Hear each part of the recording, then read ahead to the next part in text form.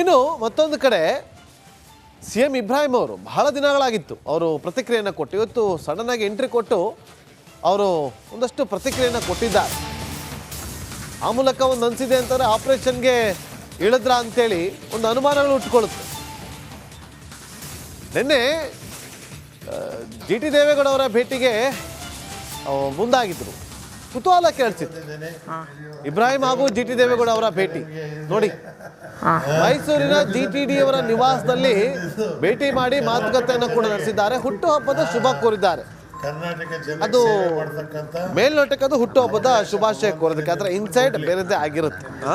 ಮತ್ತಷ್ಟು ಮಾಹಿತಿಯನ್ನು ಕೊಡೋದಕ್ಕೆ ನಮ್ಮ ಮೈಸೂರು ಪ್ರತಿನಿಧಿ ವಿನೋದ್ ನೇರ ಸಂಪರ್ಕದಲ್ಲಿ ಜಾಯ್ನ್ ಆಗಿದ್ದಾರೆ. ವಿನೋದ್, ಮೈಸೂರು ಚಾಮುಂಡಿ ಕ್ಷೇತ್ರದ ಶಾಸಕರು GT ದೇವೇಗೌಡ ಅವರು ದಸರಾ ಉದ್ಘಾಟನಾ ಸಂದರ್ಭದಲ್ಲಿ ಅವರು ಕೊಟ್ಟಂತ ಹೇಳಿಕೆ ಅಂದರೆ ಭಾಷಣ ಮಾಡಬೇಕಾದ್ರೆ ಅಲ್ಲಿಂದ ಶುರುವಾಗಿತ್ತು. ಇಲ್ಲೊಂದು ಕಡೆ JDSನಿಂದ ಒಂದು ಹೆಜ್ಜೆ ಹಾಚ್ಕೊಂಡು ಇಟ್ಟಿದ್ದಾರೆ ಅಂತೇಳಿ. ಇದ್ರ ನಡುವೆ CM ಇಬ್ರಾಹಿಂ ಅವರು ಭೇಟಿ ಮಾಡಿರೋದು ಬಹಳ ಕುತೂಹಲ ಕೆರಳಿಸ್ತಾ ಇದೆ. ಇನ್ಸೈಡ್ ಇನ್ಫಾರ್ಮೇಶನ್ ಏನಿದೆ ವಿನೋದ್?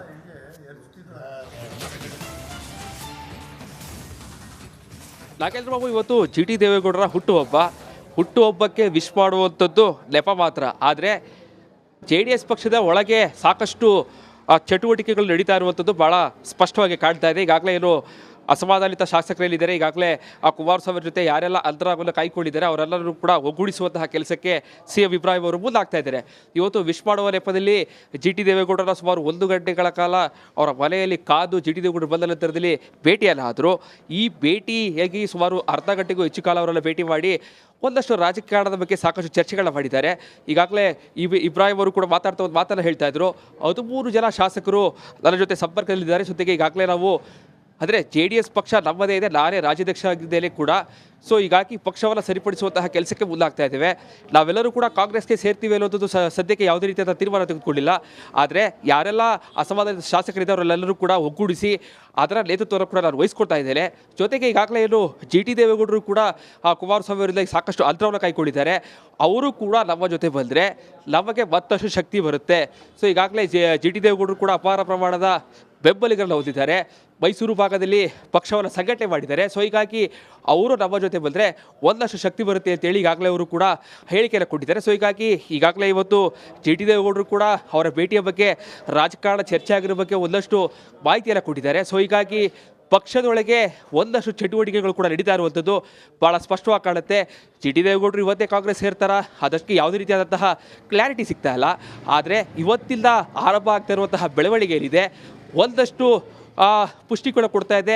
GT ದೇವೇಗೌಡರು ಜೊತೆಗೆ ಅವರ ಜೊತೆ ಯಾರೆಲ್ಲ ಪಕ್ಷವನ್ನು ಬಿಡ್ತಾರ ಅಥವಾ ಕುಮಾರಸ್ವಾಮಿ ಅವರಿಗೆ ಸೆಡ್ಡನ್ನು ಹೊಡೆದು ಯಾವ ರೀತಿಯಾಗಿ ಪ್ಲ್ಯಾನನ್ನು ಮಾಡ್ತಾ ಇದ್ದಾರೆ, ಇದೆಲ್ಲದರ ಬಗ್ಗೆ ಒಂದಷ್ಟು ಚಟುವಟಿಕೆಗಳು ನಡೀತಾ ಇದೆ. ಕುಮಾರಸ್ವಾಮಿ ಅವರು ಪಕ್ಷದಲ್ಲಿ ಇಡ್ತಾ ಇರುವಂತಹ ಈ ಬೆಳವಣಿಗೆಗೆ ಯಾವ ರೀತಿಯಾಗಿ ಬ್ರೇಕ್ ಆಗ್ತಾರೆ, ದೊಡ್ಡಗೌಡರು ಎಂಟ್ರಿಯಾಗಿ GT ದೇವೇಗೌಡರನ್ನ ಮನವೊಲಿಸ್ತಾರ, ಇದೆಲ್ಲವೂ ಕೂಡ ಸಾಕಷ್ಟು ಕುತೂಹಲ ಮೂಡಿಸ್ತಾ ಇರುವಂಥದ್ದು. Nagendra Babu. Okay, thank you Vinod ನಿಮ್ಮೆಲ್ಲ ಮಾಹಿತಿಗಾಗಿ. ಇನ್ನು ಮತ್ತೊಂದು ಕಡೆ CM ಇಬ್ರಾಹಿಂ ಅವರು ಬಹಳ ದಿನಗಳಾಗಿತ್ತು ಅವರು ಪ್ರತಿಕ್ರಿಯೆಯನ್ನು ಕೊಟ್ಟು ಇವತ್ತು ಸಡನ್ ಆಗಿ ಎಂಟ್ರಿ ಕೊಟ್ಟು ಅವರು ಒಂದಷ್ಟು ಪ್ರತಿಕ್ರಿಯೆಯನ್ನು ಕೊಟ್ಟಿದ್ದಾರೆ. ಆ ಮೂಲಕ ಒಂದು ಅನಿಸಿದೆ ಅಂತಾರೆ ಆಪರೇಷನ್ಗೆ ಇಳಿದ್ರ ಅಂತೇಳಿ ಒಂದು ಅನುಮಾನಗಳು ಹುಟ್ಟುಕೊಳ್ಳುತ್ತೆ. ನಿನ್ನೆ GT ದೇವೇಗೌಡ ಅವರ ಭೇಟಿಗೆ ಮುಂದಾಗಿದ್ರು. ಕುತೂಹಲ ಕೇಳಿಸಿತ್ತು ಇಬ್ರಾಹಿಂ ಹಾಗೂ GT ದೇವೇಗೌಡ ಅವರ ಭೇಟಿ ನೋಡಿ. ಮೈಸೂರಿನ GTD ಅವರ ನಿವಾಸದಲ್ಲಿ ಭೇಟಿ ಮಾಡಿ ಮಾತುಕತೆಯನ್ನು ಕೂಡ ನಡೆಸಿದ್ದಾರೆ. ಹುಟ್ಟುಹಬ್ಬದ ಶುಭ ಕೋರಿದ್ದಾರೆ. ಅದು ಮೇಲ್ನೋಟಕ್ಕೆ ಅದು ಹುಟ್ಟುಹಬ್ಬದ ಶುಭಾಶಯ ಕೋರೋದಕ್ಕೆ ಅದರ ಇನ್ಸೈಡ್ ಬೇರೆದೇ ಆಗಿರುತ್ತೆ. ಮತ್ತಷ್ಟು ಮಾಹಿತಿಯನ್ನು ಕೊಡೋದಕ್ಕೆ ನಮ್ಮ ಮೈಸೂರು ಪ್ರತಿನಿಧಿ ವಿನೋದ್ ನೇರ ಸಂಪರ್ಕದಲ್ಲಿ ಜಾಯ್ನ್ ಆಗಿದ್ದಾರೆ. ವಿನೋದ್, ಮೈಸೂರು ಚಾಮುಂಡಿ ಕ್ಷೇತ್ರದ ಶಾಸಕರು GT ದೇವೇಗೌಡ ಅವರು ದಸರಾ ಉದ್ಘಾಟನಾ ಸಂದರ್ಭದಲ್ಲಿ ಅವರು ಕೊಟ್ಟಂತ ಹೇಳಿಕೆ ಅಂದರೆ ಭಾಷಣ ಮಾಡಬೇಕಾದ್ರೆ ಅಲ್ಲಿಂದ ಶುರುವಾಗಿತ್ತು. ಇಲ್ಲೊಂದು ಕಡೆ JDSನಿಂದ ಒಂದು ಹೆಜ್ಜೆ ಹಾಚ್ಕೊಂಡು ಇಟ್ಟಿದ್ದಾರೆ ಅಂತೇಳಿ. ಇದ್ರ ನಡುವೆ CM ಇಬ್ರಾಹಿಂ ಅವರು ಭೇಟಿ ಮಾಡಿರೋದು ಬಹಳ ಕುತೂಹಲ ಕೆರಳಿಸ್ತಾ ಇದೆ. ಇನ್ಸೈಡ್ ಇನ್ಫಾರ್ಮೇಶನ್ ಏನಿದೆ ವಿನೋದ್?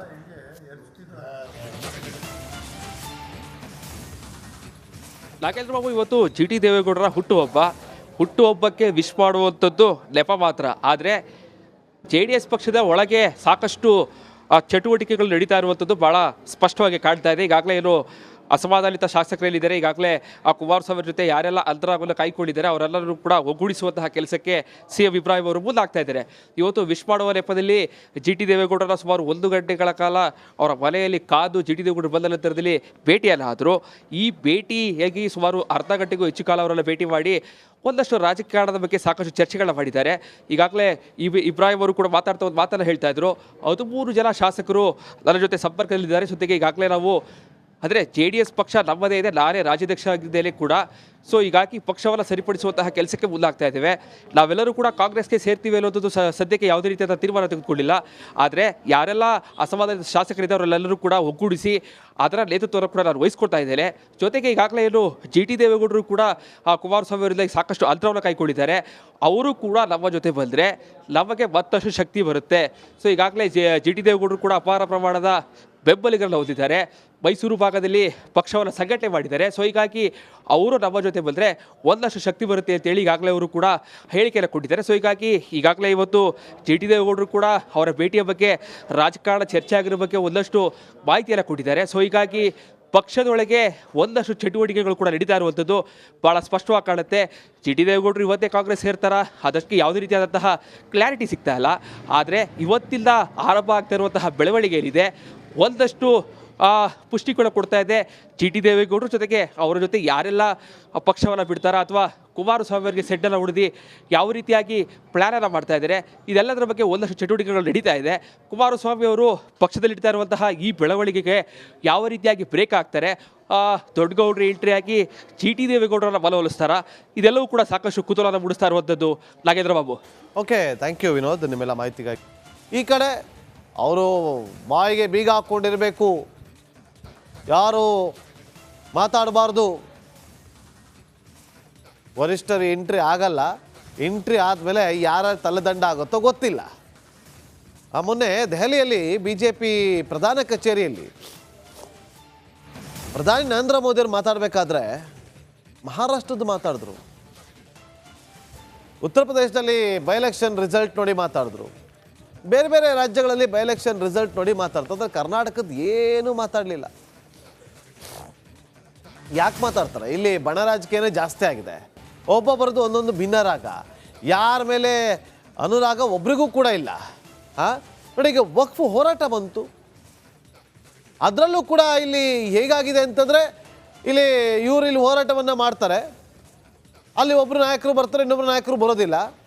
ವಿಜಯಪುರದಲ್ಲಿ ಧರಣಿ ಕೂರ್ತಾರೆ, ಅಲ್ಲೊಂದಿಬ್ರು ಹೋಗ್ತಾರೆ. ಎಲ್ಲ ಸೇರ್ಕೊಂಡು ಒಟ್ಟಿಗೆ ಮಾಡ್ಬೋದಲ್ಲ.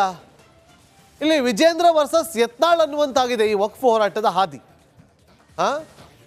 ಗೊತ್ತಿಲ್ಲ ಇದು ಮುಂದೆ ಏನಾಗುತ್ತೋ ಅಂತೇಳಿ, ಯಾವಾಗ ಬುದ್ಧಿ ಬರುತ್ತೋ ಗೊತ್ತಿಲ್ಲ.